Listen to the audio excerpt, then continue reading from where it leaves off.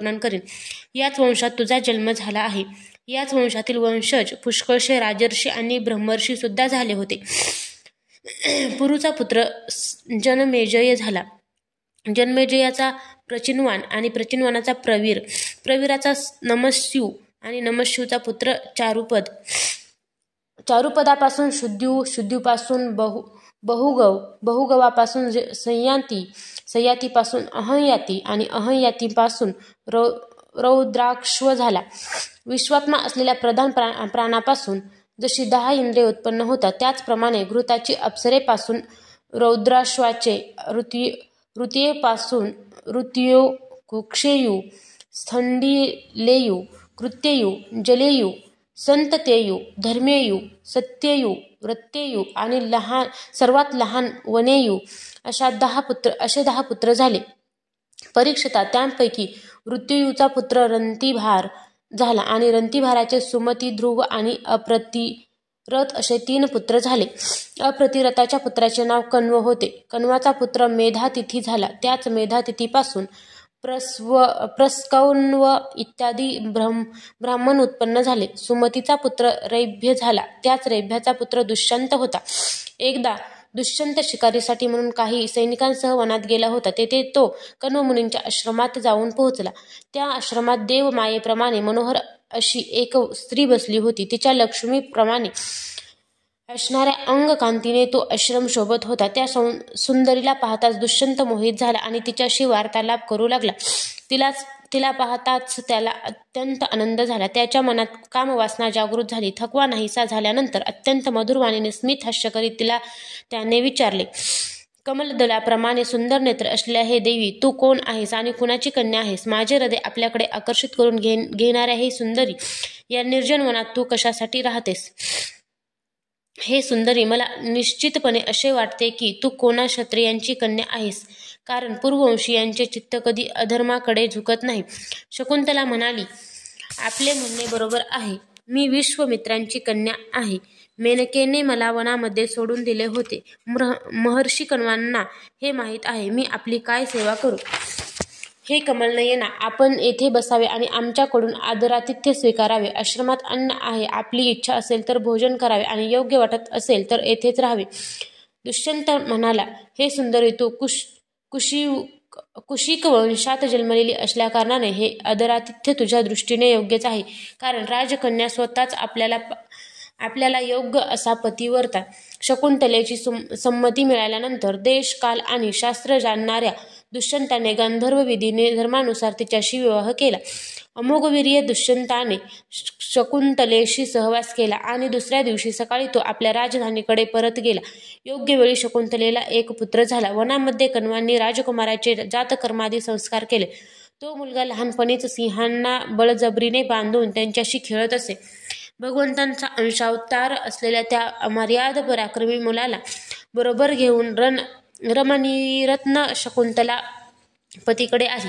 आपली निर्दोष पत्नी आणि पुत्र यांचा दुष्यंताने जेव्हा स्वीकार केला नाही तेव्हा सर्वांच्या समक्ष आकाशवाणी झाली.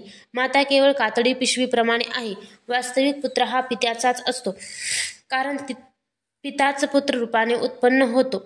म्हणून दुष्यंता, तू शकुंतलेचा त्याग करू नकोस. आपल्या पुत्राचे पालन पोषण कर. राजन, वंशाची वृद्धी करणारा पुत्र पित्याला नरकापासून वाचवतो.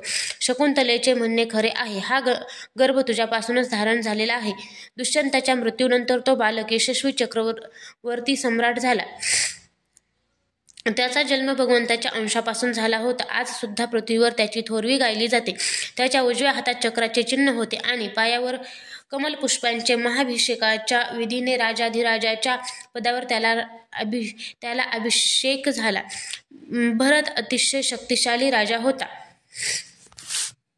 ममताचे पुत्र दीर्घतमा मुनींना भरताने पुरोहित म्हणून नेमून गंगा तीरावर 55 आणि यमुना तीरावर 78 अश्वमेध यज्ञ केले.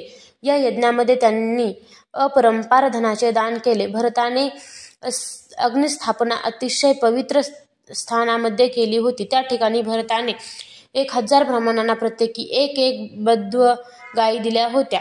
अशा प्रकारे भरताने 133 यज्ञ करून सर्व राजांना आश्चर्यचकित केले. शेवटी त्याने आत्मज्ञानाने मायेवरही विजय मिळवून श्रीहरींना प्राप्त करून घेतले.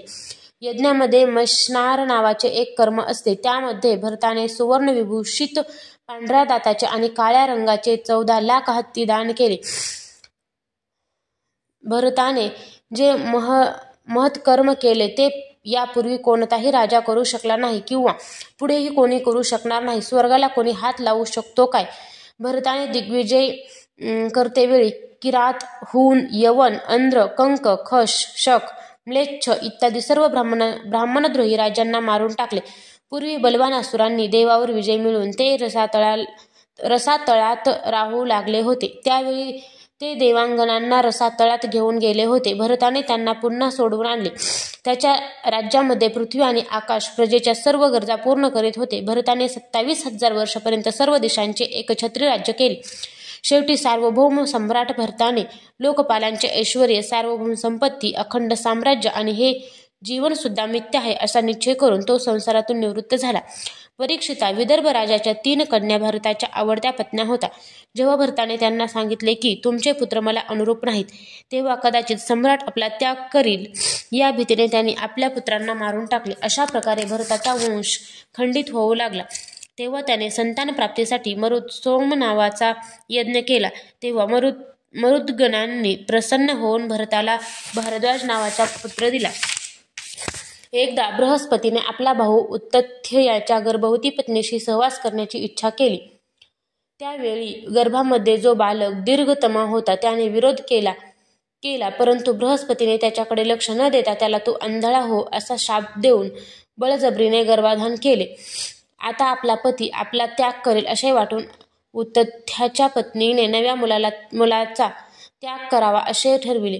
त्यावेळी देवींनी गर्भस्थ शिशूच्या नावाची व्युत्पत्ती करतेवेळी असे म्हटले. बृहस्पती म्हणाले, हे मूर्ख स्त्रिये, हा माझा औरस आणि माझ्या भावाचा क्षत्रज्ञ अशा प्रकारे दोघांचा पुत्र द्वाज आहे, म्हणून तू याचे भरण पोषण कर. यावर ममता म्हणाली, बृहस्पते, हा माझ्या पतीचा नव्हे तर आपल्या दोघांचाच पुत्र आहे, म्हणून आपणच त्याचे भरण पोषण करावे. अशा प्रकारे आपापसात वाद करीत माता पिता असे दोघेही त्याला सोडून निघून गेले.